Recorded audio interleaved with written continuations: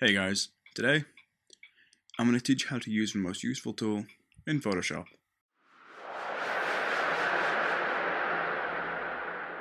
Right, the most useful tool in Photoshop is the pen tool, which can be found on the sidebar here. Now there's a fair few options underneath it, but we're going to stick with the main pen tool itself, just for the stage of the tutorial. Now the pen tool is one of the most useful tools in Photoshop, one of the most useful tools in Photoshop. Why? Because many people use it to cut things out or around objects. It's what you use. It's the most useful tool. You'll see people using it all the time. Magazine covers, something's cut out, they'll probably use a pen tool. Front covers of anything else, pen tool. Speed artists, when they cut things out to put on other images, like I'm sure you've seen all the little teenagers running around putting snails on roads and whatever. They'll cut the images out using a pen tool. Without it, there's no real point using Photoshop, so let's get started. So first we're going to cut out this leaf. So to do so, we're going to make sure it's selected path rather than shape, just for now.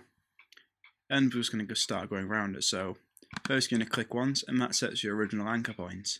The main anchor point. I'm going to show history window. You can see it opens a new work path. Now, you can do it like this. You can either zoom in, and just do straight lines. If you do enough of those, it'll look fairly round. That's kind of a novice way to do it, really. And you'll see this is a big image using a rounded edge, so we're going to make a rounded edge on it. So we're going to zoom out so you can see what we're doing. Click where we want to end rounded edge, and if you drag it, you can make a rounded edge. Now, it doesn't cover the entire thing because it's sort of a weird shape, so we're going to have to do this in two, but yeah. So we're going to go for the first edge, click and drag to get the shape we want. Yep. Do it again to get the shape we want, and right to the end to get the shape we want, like so. Now we want to go back round, so if we do that, oh wait, we can't. If you can see here on the pencil, it's created a little sort of loop, which is not what we want when we go around the shape, because we'll get this bit here. So, just going to undo that, and if you hold the Alt key on top, Alt or Option even, and click when you see that little arrow thing underneath it, it'll get rid of the thing here. Now, if you go under it, you'll see it's deleted the loop. So pick up path, it says on my thing. So now we can just go back round it, like so. And we've pretty much got the shape of the leaf all covered. Once again, we're going to have to use the unloop thing, which we're going to call it from now on. And there we go. That's the loop cut out. That's the leaf cut out. Now see a line going round. That's just the edge of the path, as you'll see. And now once we've got this done, we can edit it if we need to. So let's say this bit at the top of this curve here I'm not quite happy with. So if you go to the pencil, go underneath the character tool, we can go to the direct selection tool. Now we click on the path, we get this. So we're going to click on this anchor point here.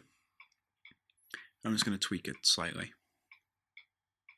Now you'll see I can adjust the curve using these prongs sticking out to the actual anchor points we made. Now this can be done all around the shape on the anchor points we make, just so we can adjust the shape itself at any point in time we fancy, which is good. This bit at the top here, we want to move it, extend it, let's do that. So now we can, it's not set in stone, so we can do whatever we want with the shape, which is why this is the most useful tool in Photoshop. Now we're just going to keep tweaking it until we get the shape we want. And for the sake of tutorial, we'll say that'll do. I don't really care that it's got a bit sticking out, but what can you do? Well, that's basically how you do that. Now if we go back to the pencil, and we right click over the shape, or on the shape itself even. If you right click on the shape, give me a sec. We've got the shape selected, we right click, we have a set of options. Now, if we want to make a new anchor point, which is the things we create, click add new anchor point. We've made one here, okay? So now we can just select the prongs, here, right? So now let's go back to our direct selection tool, and just move it about. Now that was bugging me earlier, so I'm quite glad we did that. Now we've got the result we want. Yay. Now that's basically that done. So now there's many things we can do here. We can either make a selection, which brings up this dialog window where we can actually select what we've just made. This brings up a selection window, like if you're going to use a direct selection tool. That's it really. You can feather it to make the edge harder or softer, depending on what image you're working with. This one I'll probably use a feather radius of about 1 or 2 because it's quite a soft edge on it. But we're not going to do that because it spoils the whole thing for us, so yes. Another thing you can do is you can fill the path. Now this brings up this dialog window, and you can fill it with any colour you want, foreground, background colour, pattern, anything you fancy really. So for the sake of arguments, we'll just press OK for colour. So it's a green, we'll sample a green, and press OK. And that's what that does. And now if we wanted to make sort of the edge of it, like highlight the edge, we can go to stroke path. Now what this does essentially is just go around the edge of a shape. So it brings up, we can click on stroke path and use a pencil, but I'm going to use a brush tool for the sake of this tutorial. And now essentially what this will do is I'll go around the edge of it with my brush. I'm just going to make sure my brush settings are okay to do this. 125, it wouldn't have been okay. So we'll just bring it down to around 10, which is a good size. Let's take the hardness to around 50%. That'll do. Let me just go back to our dialog window even. Go to brush tool, and we can press OK. Now see, all that does is go around the edge of a shape, which we want to do. However, some people might not want that. It looks a bit too fake, so you can go to stroke path and simulate pressure. Now we'll press OK and see what that does. Now you'll see at this end, it doesn't like it's been drawn on. It looks like it's been it looks real, like it's actually been drawn on. So it's simulated with pressure, which is a good thing to do. And that's pretty much all we got for the path tool. Now you'll notice at the start of it I showed you up here, there's a second option, and we'll just do that now. Right, so that's where we want to go around the shape of the leaf.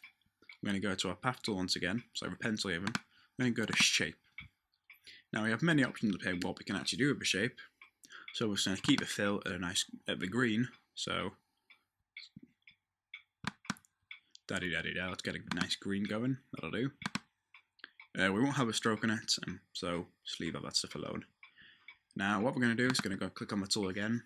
We'll start up here this time. And it's the same with pencil, you can do the same stuff with it. I'm just going to quickly go around it.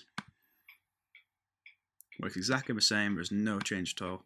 Now you'll see that I've got a colour selected, but it's bringing up an actual shape, rather than stuff before. And you also see on our layers panel, it's made a new shape.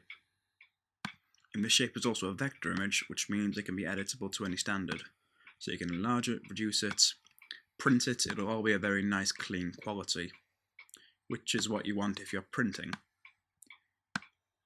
Right, that's basically the standard shape we want, but we can't see your image underneath, which is why we went a bit dodgy towards the end. So it always helps to reduce the opacity of it, like so. Now a couple of things we can do to clean this up, because I'm not very happy with it. So one thing we can do, of course before we start that, you can do all the same things with path tool using the direct selection tool and whatnot. But one thing we're going to do to clean it up a bit is we're going to add and subtract bits to it. So we're going to go to the subtract from shape button, use pencil once again, and just bring it around here. Now you'll see I've made a shape just off the edge of it, and once that's done, it's subtracted from a shape, which has cleaned it up very nicely. Now there's this bit here, which is a bit of a leaf we want to include. So this option up here, we can go to combine shapes. So, same as what am I doing over there? Same as before, click inside the shape, bring it to there, and just drag it around. This isn't going to be perfect, but for the sake of tutorial, I'm just going to show you what to do. And now you'll see that's just brought some more into the shape. Once again, you can see the path tool lines around it, which is nothing really. To get rid of them, you can press Command-Shift-H, which brings them back. Just press it again to bring them back. Or Control-Shift-H on PC. So that's that really, and then there's a few more options you can play around with, like intersect, extrude, exclude even. But yeah, you get the idea with them. And that's basically the standard shape we want. So we'll just bring the opacity up to 100%. Click off the layer, there we go, that's essentially the shape tool. Now that's basically all there's really to say about this one. That's the pen tool in a nutshell. So if you wanted to cut something out, you'd use the pen tool with the path selected, make selection, and then copy it into a new image. So quickly do that. Make selection. Okay, and we have it selected. So now we can press Command C, Command V to our heart's content. Anyway, thanks for watching, guys. I hope this has helped you a bit. And I'll see you all next time. Ta-ra.